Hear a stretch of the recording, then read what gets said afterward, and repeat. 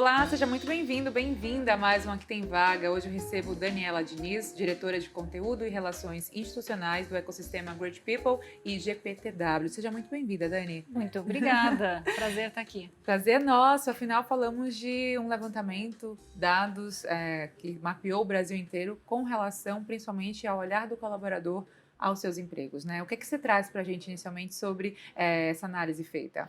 Exatamente, a gente acabou, tá divulgando agora uma análise do colaborador sobre o que ele espera de um trabalho que a gente considera ideal, né? O que é o trabalho perfeito na visão do colaborador. Foi um levantamento que ouviu quase 1.400 pessoas e é legal falar, Leni, que assim, a gente ouviu aquele trabalhador que está buscando emprego, aquele que está empregado, o servidor público, né? A pessoa jurídica, o CLT, vários perfis de colaboradores e buscou justamente identificar o que eles consideram em vários aspectos do emprego, né? O que seria o mais bacana para se trabalhar. E o que a gente pode interpretar com relação a formato de trabalho, por exemplo? Temos apontamentos sobre o ideal para esse colaborador? Temos, e acho que formato de trabalho é a bola da vez, né? A gente tem falado muito disso, ecossistema Great People e Great Place to Work, a gente tem feito várias pesquisas só sobre esse pilar. Dentro dessa pesquisa, a gente identificou que o colaborador, assim, o desejo dele é trabalhar no modelo de trabalho híbrido ou remoto. Então, são os principais ali. Em primeiro lugar, deu o híbrido, né? Aquele famoso alguns dias em casa, outros dias na empresa. Em segundo lugar, o 100% remoto, então eu fico longe do escritório. E em último lugar, o presencial. Né? Só que o cruzamento é bacana porque a gente perguntou, tá, isso é o que você deseja, mas como você está trabalhando agora? E aí as porcentagens foram bem diferentes. Aí a gente já tem uma maioria trabalhando no presencial, né, que é algo que a gente já vem identificando como tendência, principalmente no ano de 2023. Em segundo lugar, o híbrido. E em terceiro lugar, o remoto, mas o presencial com 40%, mais de 40% da nossa amostra já está trabalhando no modelo 100% presencial. Então, e foi uma mudança de dinâmica, não só para a questão dos prédios comerciais, enfim, né, dos escritórios em si, até do próprio trânsito e dinâmica das pessoas, porque a digitalização veio primeiramente forçada no início da pandemia, hoje a gente não se vê sem, e a tecnologia também evoluiu bastante para acompanhar essa nova dinâmica, né, Dani? Sim, a gente aprendeu muito, né? A pandemia trouxe vários aprendizados sobre como trabalhar, um novo jeito de trabalhar, né? Não dá para a gente dizer que a gente trabalha hoje da mesma forma que trabalhava no passado. E isso traz, né, assim, quando a gente vai para o mercado de trabalho e vê que muitas companhias estão voltando, dando alguns passos atrás, causa um conflito, né? Então a pesquisa mostra que a maioria fala, poxa, mas eu descobri como trabalhar de forma diferente, eu quero aquilo, eu quero um híbrido, eu vou ter menos trânsito, eu tenho uma tecnologia, exatamente o que você disse, uma tecnologia que facilita esse meu trabalho. Por que você está pedindo para eu voltar? Né? Então, é exatamente esse conflito que a gente começa a observar com mais intensidade esse ano, nesse retrocesso das empresas ao modelo de trabalho 100% presencial. Legal, estou aqui com um levantamento que mostra um outro ponto sobre a cultura empresarial. Tipos de cultura, como é que estamos também nesses índices que foram revelados pela pesquisa, pelo relatório? Esse ponto foi bem interessante. A gente perguntou para o colaborador, né, como ele define a sua cultura. Se ele define uma cultura mais flexível, mais conservadora, uma cultura de comando e controle. E foi interessante porque a gente percebe que a maior parte da amostra define que a sua cultura é flexível. É uma cultura flexível. Então a gente percebe que modelo de trabalho não é o único ponto que você pode ligar uma cultura. E às vezes as pessoas fazem essa confusão. Se eu estou num trabalho 100% presencial, é porque a minha cultura ela é engessada, ela é conservadora. Não necessariamente. Você pode estar num trabalho 100% presencial, mas com uma cultura de flexibilidade. Quando você tem confiança, quando você tem respeito, quando você consegue trabalhar com autonomia e liberdade, o formato de trabalho, ele não é o único indicativo da característica da cultura de uma empresa. Então, a nossa amostra revela bem isso, né? Embora você tenha uma maioria trabalhando no modelo presencial, a maioria diz que a sua cultura é flexível. Uhum. Sim, a gente vê isso com muito grau de importância, porque cultura empresarial e propósito para que o colaborador realmente se conecte com aquele tipo de proposta de emprego é bem assim, andando de mãos dadas total, né? Hoje o protagonismo do colaborador também leva ele a esse poder de escolha ou não.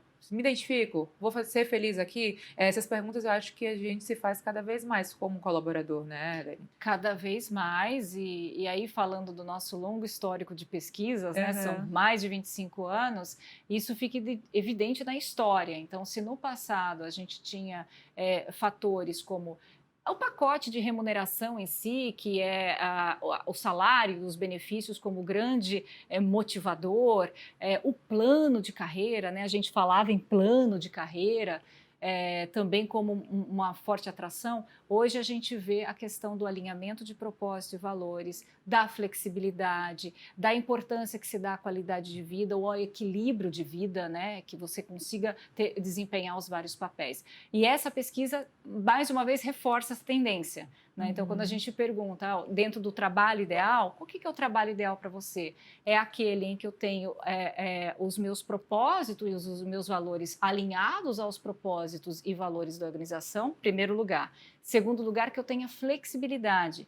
E em terceiro lugar, apareceu a remuneração. Que é bom dizer, né? Não é que ela deixa de ser importante, ela não é a prioridade, mas ela continua sendo importante. Obviamente, né? Olha, eu vejo um recorte aqui que mostra também o que realmente importa em um trabalho. Uma pergunta que traz pontos como, por exemplo, o ponto do formato, que a gente já falou, benefícios mental e bem-estar. E, além disso, do ESG. Então, saúde mental e ESG, gostaria que você destrinchasse para a gente esses dois pontos. Essa foi um ponto interessante, Lene, que a gente pegou e, infelizmente, eu diria, no nosso ranking, de uma forma geral, eles aparecem com pouca prioridade. Né? Então, a gente vem discutindo muito essas questões, a gente percebe que tanto a diversidade, saúde mental não, mas a diversidade e ESG, ela ganha força no âmbito corporativo, mas ela ainda tem mais força no discurso do que na prática. Então, quando a gente pergunta, por exemplo, na hora de você buscar um emprego,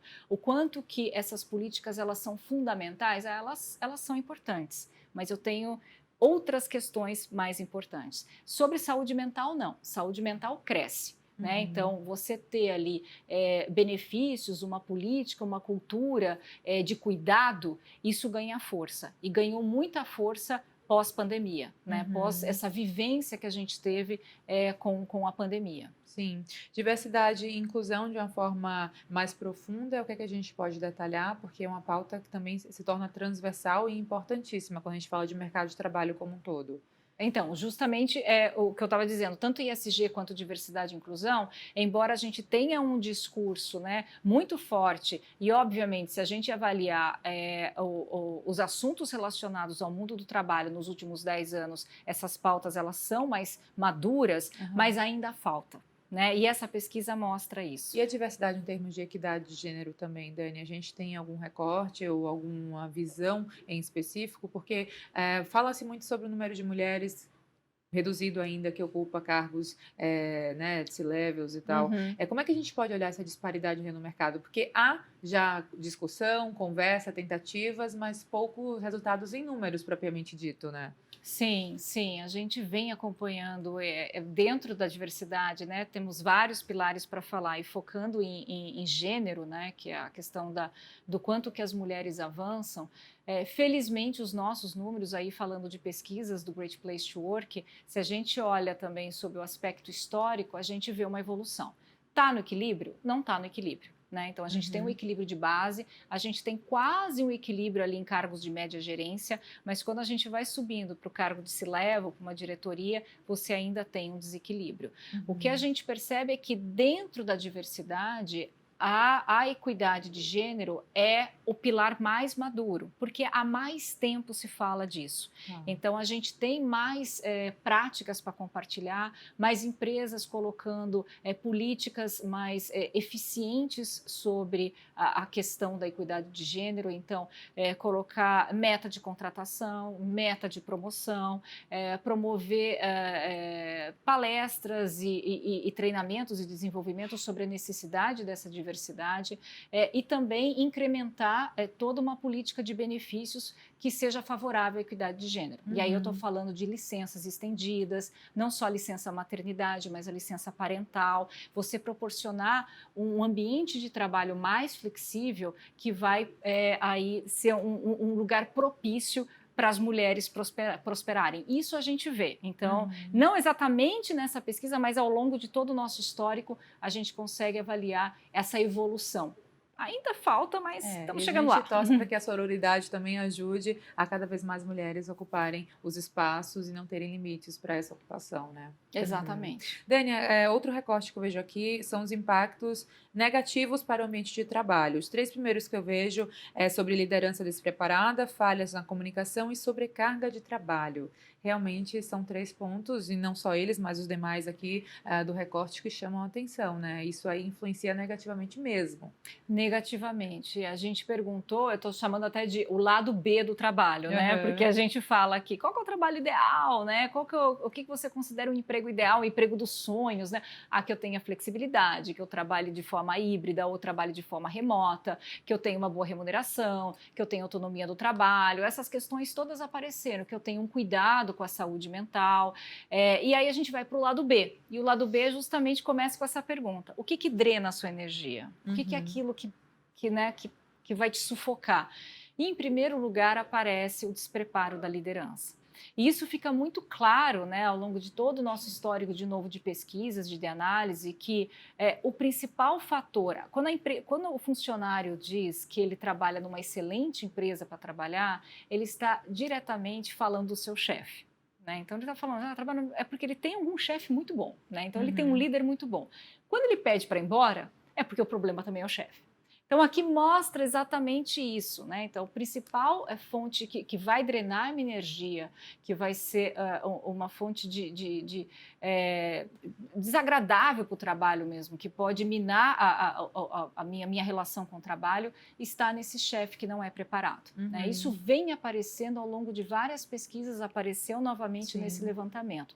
E a comunicação, Lene, vem em segundo lugar, e vem em segundo lugar em outras pesquisas que a gente faz também. Então, essa dificuldade que você tem, que eu falo de alinhar expectativas. O que será que meu chefe espera do meu trabalho? Né? Será que eu tô no caminho certo? Ele me passou uma orientação, eu estou fazendo outra coisa, mas ele pede outra coisa. Então, essa comunicação truncada também é um fator estressante no ambiente de trabalho e culmina aí com o terceiro que você levantou, a sobrecarga de trabalho em si. O profissional multitarefa que muitas vezes é visto como tem que fazer tudo, tem que performar, mas existe também a necessidade de equilíbrio, né? Sim, e que ele busca, né? Que também está aí. Eu quero equilíbrio, eu quero flexibilidade, mas eu estou ali sufocado, sobrecarregado de trabalho.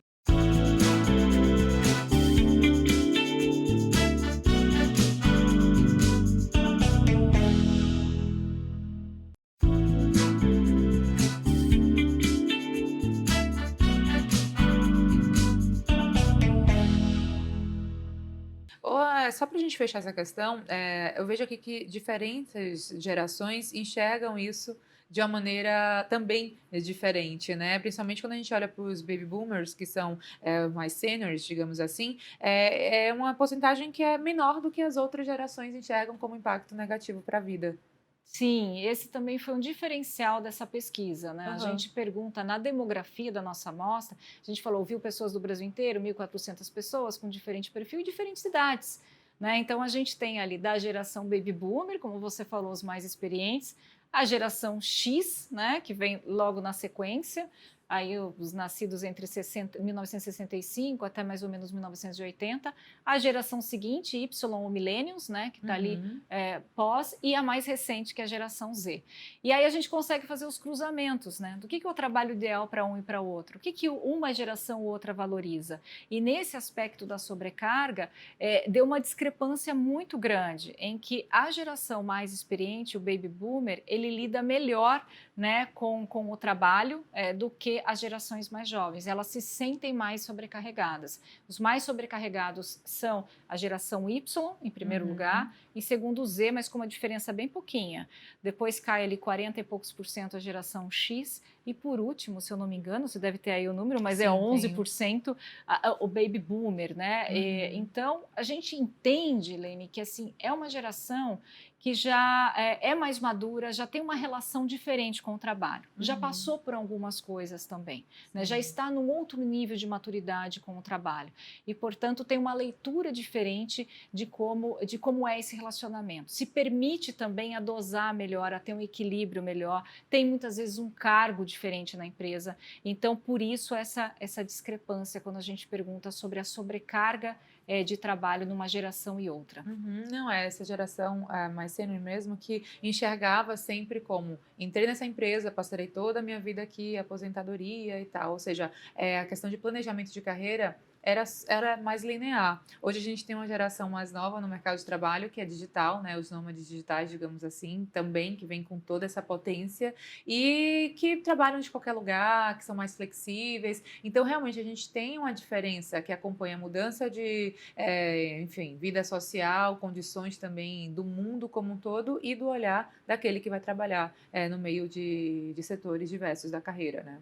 Sim, tem um traço, né, de diferença que eu costumo dizer que é o traço da juventude. Então, o baby boomer também foi jovem, então ele também teve algumas aspirações ali, o X também, o Y também, então tem um traço que é comum, mas tem uma influência da tecnologia que vai ficando cada vez mais forte na diferença de comportamento dessas gerações. Quando você fala do nômade digital, então assim, era algo que era impossível para uma geração baby boomer e até para uma geração X, quando entrou no mercado de trabalho, quando já estava ali num cargo de média gerência, né? Não é impossível para uma geração Y crienta e assim é muito possível para uma geração Z. Então, a forma como as gerações vão se relacionando com a tecnologia, elas acabam moldando o seu comportamento e a expectativa que elas têm do trabalho também. Então, isso acaba trazendo essas diferenças de características, né, entre as gerações e que ficam muito evidentes em algumas pesquisas. Nessa ficou bem evidente. Com relação também a métodos de aprendizagem, qualificação necessária e as skills também a serem desenvolvidas, tanto as soft quanto as hard skills, né, técnicas e comportamentais. Qual o olhar que a gente tem, Dani? As pessoas buscam se desenvolver. Não, acho que assim, esse é o grande resumo. Quando a gente pergunta, né, você quer trabalhar soft skills e hard skills, até apareceu bastante de hard skills na nossa pesquisa, né, o que também foi um dado surpreendente, porque a gente vem falando muito sobre as necessidades de soft skills, que são as habilidades mais comportamentais, né, e as hard skills, as habilidades mais técnicas, e aqui ela saltou, né, eu também quero ter habilidade técnica. Isso é um dado muito positivo, porque a gente vive no mundo, você falou daquela carreira linear, né, previsível, ela não existe mais, né, então a forma como o que a gente estudou, né, a nossa formação, ela não garante mais a nossa empregabilidade para o resto da vida. Na verdade, ela vai garantir a empregabilidade para os próximos 2 anos e olha lá. Sim. Então, essa necessidade de aprendizagem, né, constante, ela é muito importante. Importante que se revele isso na pesquisa. Não, eu quero aprender, eu tenho necessidades de aprender hard skills, eu também quero aprender soft skills. É saudável, né? Que bom que os profissionais eles buscam isso e não estão lá, não, eu já aprendi, eu não quero mais uma fonte de aprendizado. Gap tecnológico, a gente sabe que o setor da tecnologia sempre é um desafio para ser atendido em termos de contratações, manutenção dessas contratações e qualidade nelas. E aí, esse gap? Esse gap também saltou aos nossos olhos quando a gente viu ali a diferença, porque o que a gente perguntou na pesquisa? Você usa alguma ferramenta, né, relacionada à inteligência artificial no seu trabalho? E a grande maioria não usa. Né? Se eu não me engano, a gente tem aí um número de mais de 70% dizendo que não usa, né? Que não faz parte do seu trabalho nada relacionado à inteligência artificial. E assim, alarmante, né? Século XXI, pós-pandemia, com uma tecnologia ali que a cada semana sai coisa nova. Inteligência artificial. Muito vívido, né? Muito presente. Então, o dado surpreendente foi justamente esse gap tecnológico. É uma amostra que se revelou e que a gente percebe isso de uma forma geral no Brasil, que não há essa familiaridade ainda com as ferramentas relacionadas à inteligência artificial. Por outro lado, né, na sequência a gente pergunta: você acredita que a inteligência artificial é um vilão mocinho, né? Então, assim, é um aliado do seu trabalho ou é perigoso para o seu trabalho? Porque essa é outra discussão que nós temos, de muitas pessoas entenderem que a inteligência artificial vai roubar emprego, né? Vai deixar, vai substituir várias ocupações, então você vai sofrer com isso. Para nossa surpresa também, embora a maioria não tenha familiaridade, o brasileiro é otimista, né? Ele colocou ali que não, que a inteligência artificial, de uma forma geral, ela vai ser sim, muito benéfica, muito aliada, muito importante, ela é muito bem-vinda. Né? Então, embora as pessoas não estejam trabalhando com isso, elas não enxergam a inteligência artificial como algo ruim. O recorte sobre liderança. Eu vejo aqui algumas perguntas. Se há ocupação em cargo ou não de liderança, 47,3% responde que sim, não 52,7%. Gostaria de ouvir a respeito dessa liderança, pensando também no futuro, que já é presente do mercado de trabalho, né? E essa visão que precisa ser realmente estratégica e humanizada do líder. Perfeito, Lene. É estratégica e humanizada. Acho que você falou tudo desse perfil do líder que se espera nesse momento que a gente está vivendo. Então, o líder ele vem sendo muito demandado, né? O líder, a líder é colocada ali na linha de frente. Como eu disse, se a pessoa diz que ela está num bom emprego, é responsabilidade do líder. Se ela deixa a empresa, é responsabilidade do líder. Esse líder ele tem hoje que bater suas metas, né? Entender do negócio, entender de estratégia, desenvolver equipe, ter essa empatia, desenvolver um relacionamento de confiança com cada um da sua equipe.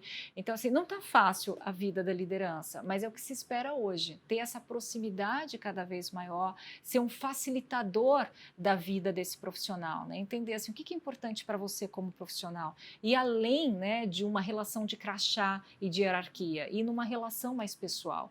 É isso que se espera da liderança. Na nossa amostra, é quase meio a meio, né? Então, você tem ali metade que é líder, metade que não é não líder. O que aparece de curioso é, de novo, o recorte geracional que a gente fez, né? Na pergunta, quem quer ser líder? Né? Se a gente está falando sobre emprego ideal, emprego dos sonhos, uma outra pauta que se destaca hoje quando a gente fala em mundo do trabalho é dizer que os mais jovens não querem ser líder. Porque acha muita responsabilidade? Acha muita responsabilidade, então existe uma coisa, não, os mais jovens eles querem empreender, eles querem trabalhar de outra forma, eles não enxergam essa liderança atual um bom exemplo, então tem várias questões que se coloca. Na nossa pesquisa apareceu o contrário, tanto a geração Z quanto a geração Y, que são as gerações mais jovens, elas querem ser líderes. Então, a gente coloca lá que vocês querem, quando a gente faz o recorte geracional, essas gerações querem. A X menos, né? E a Baby Boomer menos ainda. Né? Talvez aí por uma questão de eles já são líderes, né? Então a gente tem um percentual maior de baby boomers e X que já são líderes, portanto a pergunta não faz muito sentido, não quero porque já sou, ou chego em determinado estágio da carreira, não sou e não quero mais, não faz diferença, mas o mais jovem sim. Eles desejam, sim, um cargo de liderança. Nossa, olha que interessante, né? Esses dois pontos aí de recorte sobre o mesmo tema. Falando mais profundamente agora, Dani, de saúde mental. A gente já citou anteriormente sobre saúde mental e bem-estar, só que métricas, a preocupação da empresa mesmo, do pessoal de gente e gestão com essa ajuda, essa porta de entrada para essa comunicação que tem que ser também vista e tem que apoiar, né? Eu acho que é muito importante a gente falar sobre isso, né? Índice de burnout, pânico, depressão, que assola e aí prejudica também a questão da performance e da saúde no ambiente de trabalho. Sim, a gente vem observado, né, tanto que a gente tem uma das empresas do ecossistema todo, a gente está nesse ecossistema grande, ela é focada no assunto saúde mental, vem crescendo justamente por essas demandas do mercado, de assim, eu preciso tratar desse tema e eu não sei direito como eu tratar. E por quê? Porque durante muito tempo esse tema foi considerado um grande tabu. né? Assim, não se falava muito, né? Se você se citou aqui burnout, né? Outras questões como ansiedade, estresse, depressão, eu escondo o que eu tenho, eu não vou falar. A pandemia, eu falo que a pandemia ela teve um papel muito importante nessa questão da saúde mental em dois lados, né? Um lado é que, infelizmente, mais pessoas adoeceram. Né? A gente tem vários dados de mercado mostrando isso. O lado positivo é que a gente passou a falar mais sobre isso de uma forma séria. Então, isso aparece na pesquisa como uma necessidade do colaborador. Sim, eu vejo um trabalho ideal em empresas que cuidam do meu bem-estar, que estão preocupadas com isso, e dentre outras pesquisas que a gente vê nossas e de mercado, mostrando quanto as empresas estão preocupadas, né, as boas empresas, né, para se trabalhar, elas estão preocupadas em levar essa pauta de uma forma estratégica, que vai além, né, de um bom plano de saúde, que vai além de você ter um psicólogo na empresa, que vai além de você ter uma sala de descompressão, né, ou algum benefício de qualidade de vida. Não que isso não seja bacana, né? É muito legal você ter tudo isso, mas é mais importante você colocar esses pontos todos numa agenda estratégica, né, ligado aí à gestão de pessoas. Então, como que eu posso identificar realmente problemas relacionados na minha equipe, e aí, de novo, a liderança, o líder que vai identificar, poxa, eu acho que o Pedro, a Maria e o João devem estar com algum problema, como é que eu posso identificar? Esses assuntos hoje são tratados de forma mais séria nas empresas. Ai, que bacana saber. Eu vejo aqui que empresas psicologicamente seguras para se trabalhar crescem 5,5 vezes mais. Daniela, a gente está quase chegando no final já. Foi ótimo saber até aqui todos os recortes da pesquisa mais detalhadamente por você. Mas antes, suas considerações, dicas profissionais, se tiver, fica à vontade. Nossa, passou rápido, Passou. Né? Passou rápido. Bom, eu acho que é interessante que foi a primeira vez, né, que a gente teve essa preocupação de ouvir mais o colaborador em si, né? Obviamente, as pesquisas do Great Place to Work, elas têm esse papel já, né, essa voz do colaborador. Mas as pesquisas que nós fazemos no ecossistema, de uma forma geral, a gente tinha mais um olhar da gestão, né? Um olhar da empresa, um olhar mais do B2B. Essa foi mais um B2C, né? O que esse colaborador tá buscando. O que a gente identificou com isso e buscou com isso, Lene, é assim, o que ele espera de fato desse futuro do trabalho. Então, o que eu posso deixar aqui como mensagem, né, que quem está assistindo reflita sobre suas carreiras. Eu acho que a pandemia, ela trouxe muito essa força, né? Muitas pessoas passaram a avaliar seu próprio trabalho, sua carreira, seu emprego, quando perceberam que podiam trabalhar de uma forma diferente. Nossa, eu posso trabalhar em casa, eu posso trabalhar remoto, eu posso mudar de emprego. Isso foi uma coisa muito positiva. Então, acho que esse autoconhecimento, né, pensar sobre a sua carreira, sobre suas habilidades, sobre seu trabalho, é algo saudável para se fazer. E tanto o gestor quanto o colaborador, quem está procurando emprego, quem já está empregado, acho que é muito saudável a gente refletir sobre as nossas habilidades e a nossa satisfação com o lugar que a gente está presente. Com certeza. Olha, muito obrigada pelas contribuições aqui. Bom trabalho sempre para você e até a próxima, Daniela. Igualmente, obrigada. Obrigada. E para você também que nos acompanha, muito obrigada por sua companhia e audiência. Lembro que o programa também fica disponível no YouTube Band Jornalismo. Até a próxima, que tem vaga.